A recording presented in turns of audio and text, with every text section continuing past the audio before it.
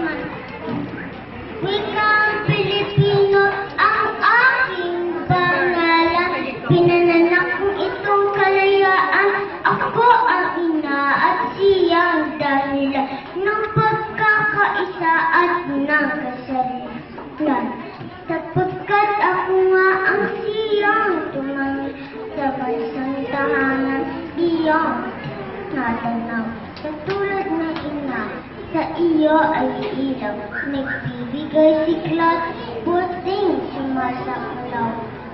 Ako rin ang ama at naging halik ng mga sundalo at mga bayani sa digmaan noon sa araw at gabi. Ako ang sindag, nagtaas ng huli, pagkat ako'y lakas mo tuwa.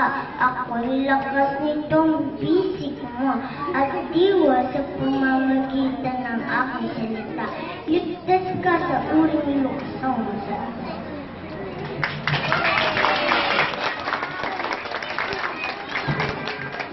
Maraming salamat, Joanna.